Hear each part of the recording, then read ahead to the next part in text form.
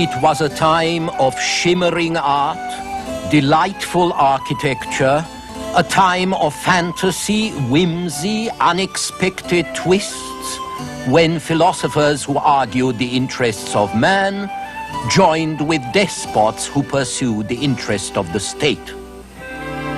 The Enlightenment, this time on the Western tradition.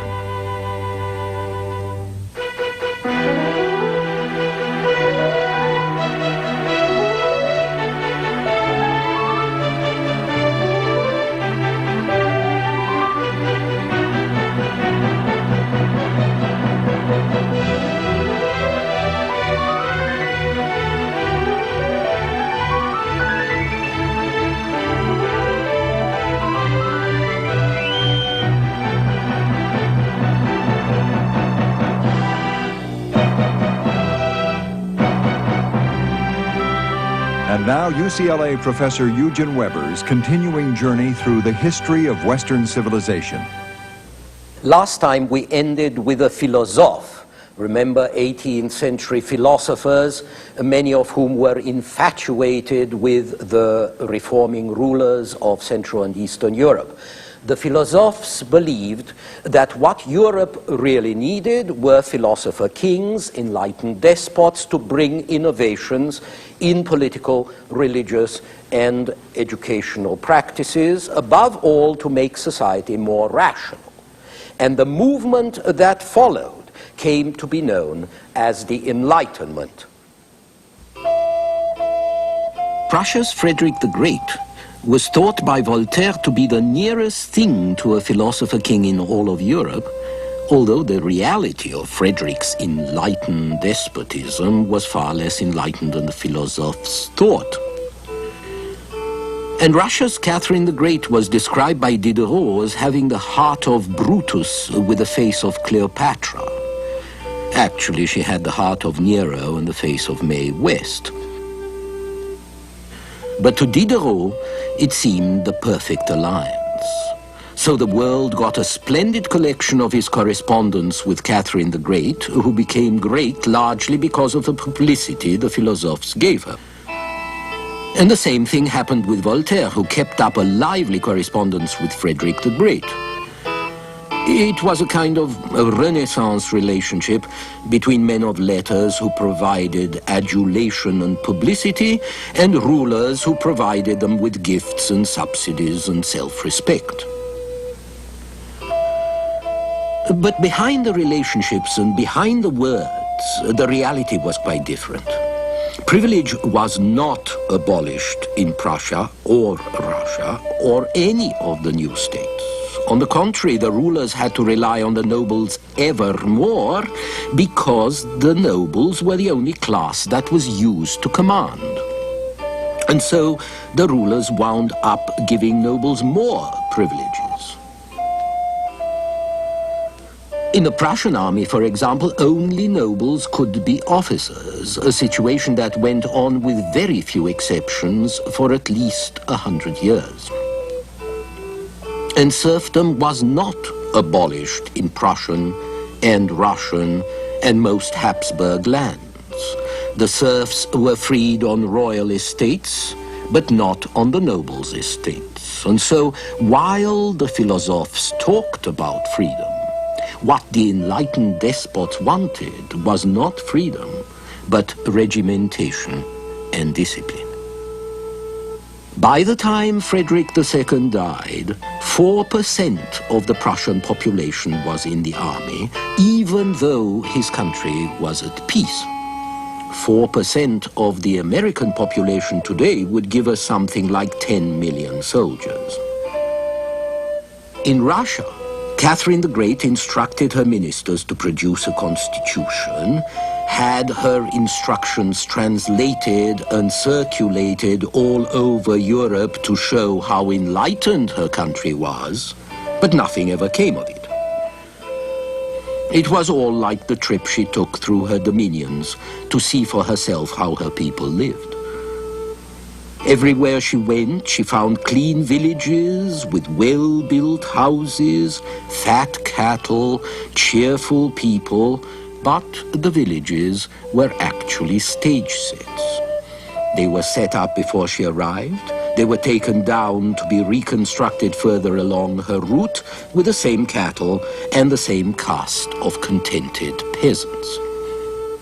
The man who arranged all this was Count Potemkin, Catherine's favorite and chief minister, and the villages with which he fooled the Empress, and I suspect she wanted to be fooled, these villages were called Potemkin villages, a term for empty, misleading show, and a technique still used today. Catherine's constitutional reforms were also false. Empty fronts. And when Catherine's philosopher friends reproached her with this, she answered, "It's easy for you to talk, you write on paper. I write on human flesh." In other words, it's easy to recommend improvements when you sit in your study. It's harder to produce change in real life. But was that really the difference between her and the philosophers, or was it something else? In truth, the alliance between philosophers and enlightened despots was based on a misunderstanding. The philosophers were interested in man, his progress, his dignity. Their despotic friends were interested in the state, its interests, its power. Both believed in treating people as individuals, but for very different reasons. When the despots treated people as individuals, it wasn't because they believed in the dignity of man, but because it was to the advantage of the state. It was easier to deal with a dust heap of separate individuals than with corporations and estates and other bodies with a collective personality and collective power. So where to the philosophers the equality of the individual before the law was a principle, to the rulers it was a means to eliminate the diversity of interest groups that made governing difficult. But even with this misunderstanding, the alliance lasted because it was also based on interest. The philosophers got respect and money and favors. The despots got useful publicity agents. And the misunderstanding was founded on distance as well. When Voltaire finally went to Berlin, when Diderot traveled to St. Petersburg, the reality was considerably less attractive than the dream.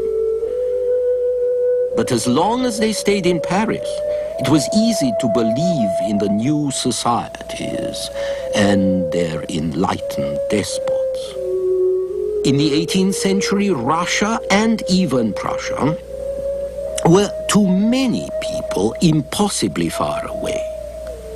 Of those philosophers who actually went to see for themselves, some saw only Potemkin villages and were fooled. Some were disappointed with what they found. Others were bribed or slandered. But most of the philosophers were just men who wanted to believe in something.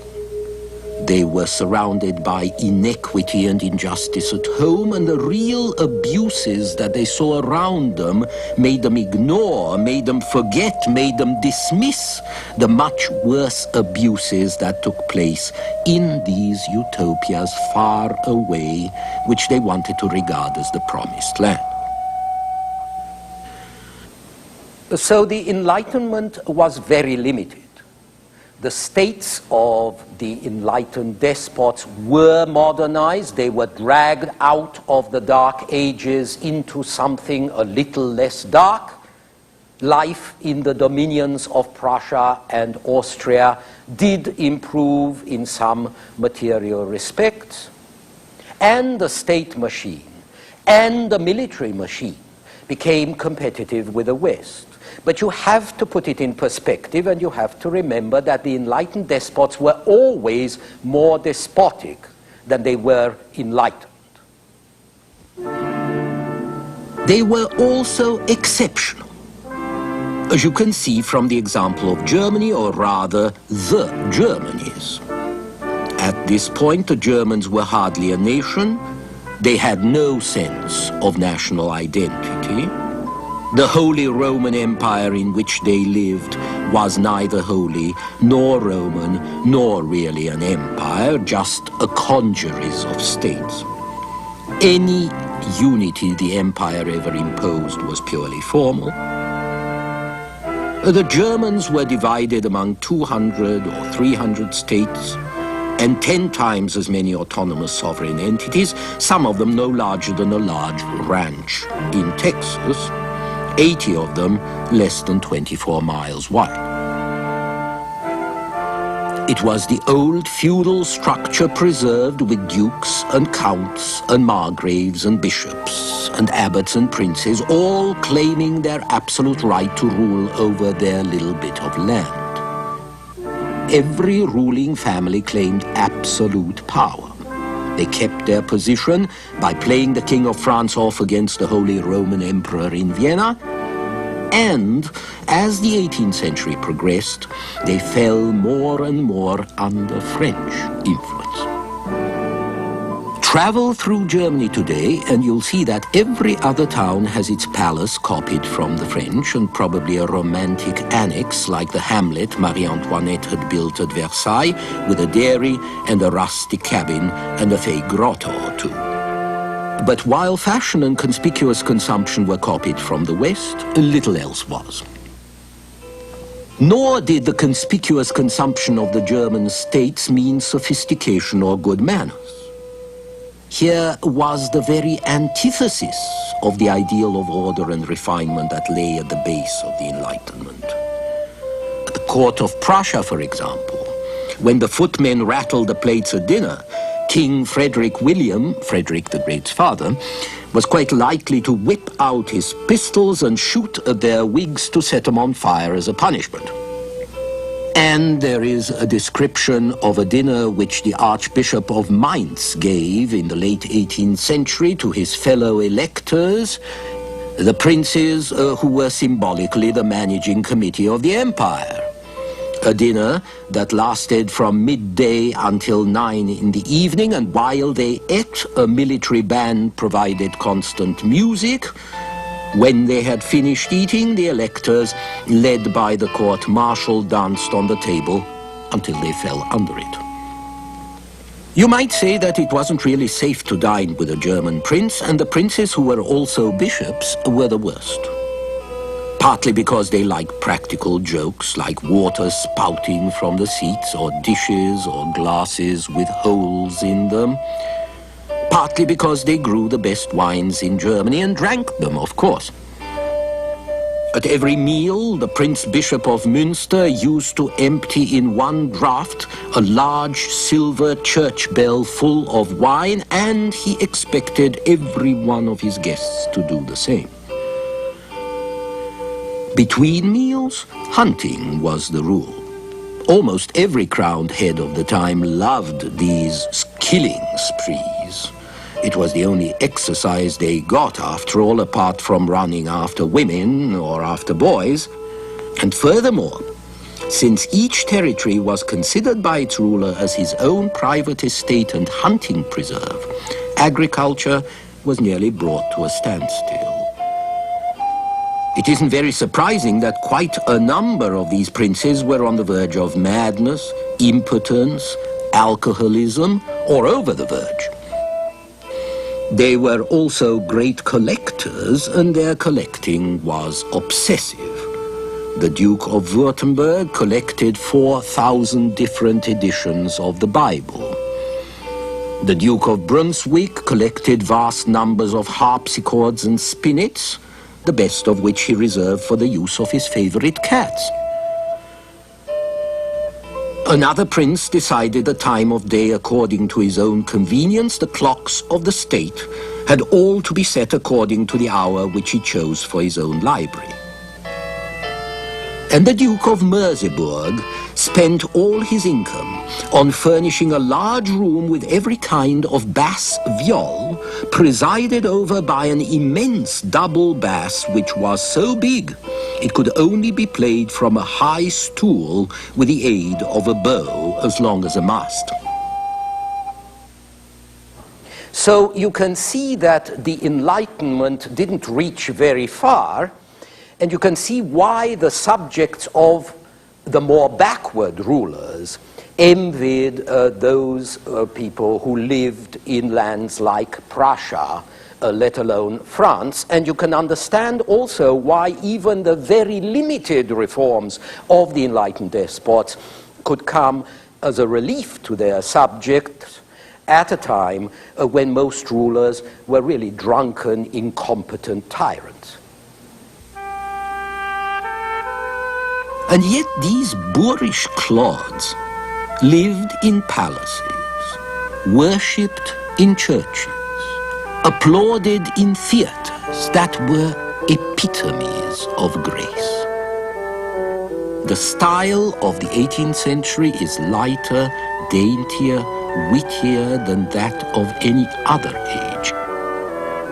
It's what we call Rococo, and it originated in France, where people were tired of the pretentious grandeur of 17th century classicism. When Louis XIV died in 1715, this ushered in a revolt that had been brewing for a long time against the stateliness and the restraints he had imposed. Imagination, grace, comfort took over, at least for the well-to-do, and they created a world on which crude life impinged as little as possible. Furniture grew softer and less massive. Dress for men and women got lighter and brighter. What people wanted now was not strength, but sensibility, not ponderousness, but pleasure. And so solemnity went out, elegance and fantasy came in. Probably the most interesting French patron of literature and the arts was Madame de Pompadour, who was the mistress of Louis XV.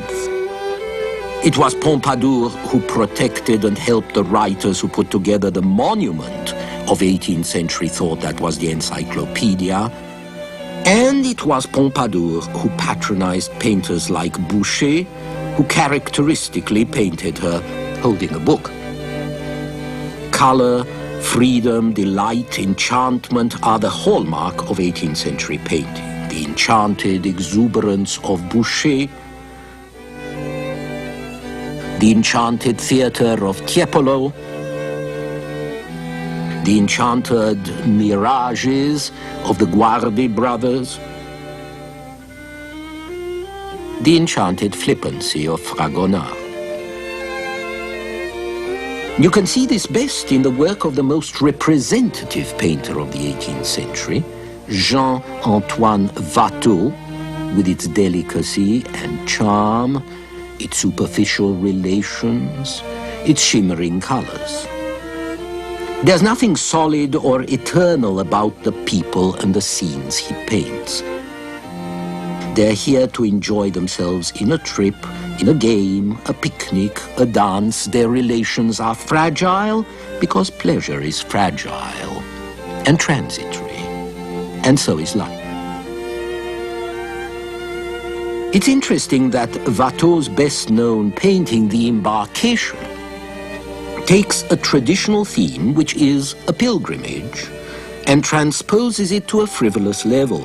The pilgrimage to Jerusalem becomes the pilgrimage to Cythera, the island of love. Here, a group of ladies and gentlemen are embarking for Cythera, and Cythera shimmers across the water like a sort of Jerusalem, just as enchanted, but profane. And the whole scene is highly theatrical, which is another characteristic of the Rococo and of 18th century society. Rococo gardens, for example, were artificial recreations of nature with artificial waterfalls, ruins, and a wilderness, as they called it, that made gardens into picturesque places for dreaming and rambling. Gardens have always tried to recreate nature, but those of the 17th century had been stately, orderly creations. No shadow, no mystery, just straight beds, grand alleys, vast vistas. In the 18th century, however, you get irregularities, a whimsy, unexpected twists. And this was also reflected in a contemporary fad for exotic things. Turkish fashions, anything outlandish. There was more trade overseas. And the ships that went to the Near East and to China brought back a lot of things now that looked different. And since they looked different, they looked attractive. They looked vaporous. They looked frivolous. They fitted the contemporary protest against the old formality. Like gardens, Rococo fashions were as elaborate, as artificial as possible, from the wigs and bows and baskets to the completely useless little shoes. The more useless, the more anti-functional, the better. And this appreciation of the ephemeral in everything is especially evident in music.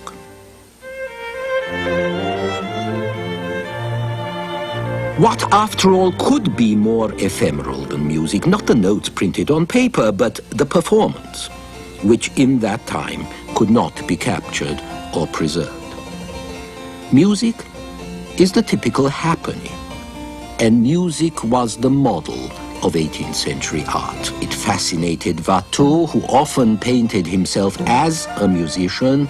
It fascinated his contemporaries.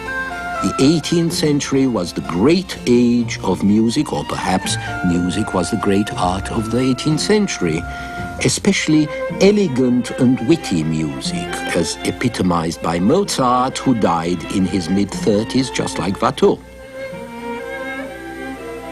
Even Rococo architecture looks musical. Rococo architects built theaters and opera houses designed so that the public could enjoy each other even more than what was going on the stage. And opera houses went on being built in Rococo style for 200 years. And they built churches that looked like opera houses, where churches of the past were mysterious, awesome. Rococo churches are a garden of delight. There's no trace of counter-Reformation hellfire. There's no trace of Puritan sobriety and restraint. Joy has replaced fear. Scenery has replaced ritual. Display has replaced inspiration. It's all stucco and gilt and curlicues and a lot of mirrors to reflect the light. God himself is a delight, and you expect the priest to burst into an aria.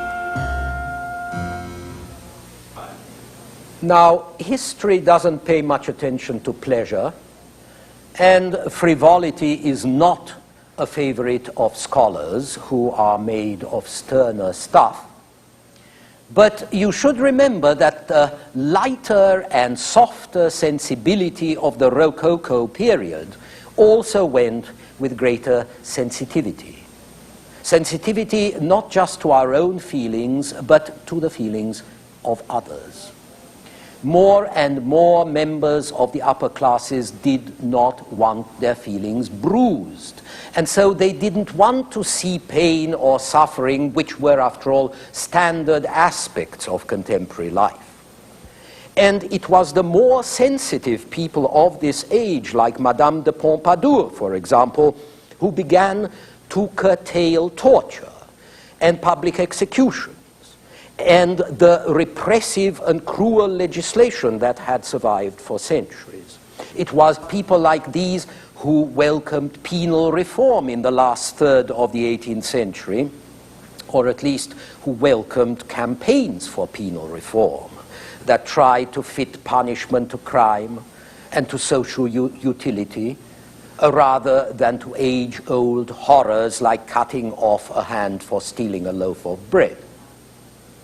Some called for reform because they were enlightened, and I shall talk about that next time. But a lot of people wanted or accepted reform simply because their taste had changed, their manners, their feelings had become more humane, they were more sensitive. And if you do good for selfish reasons, that's all right too.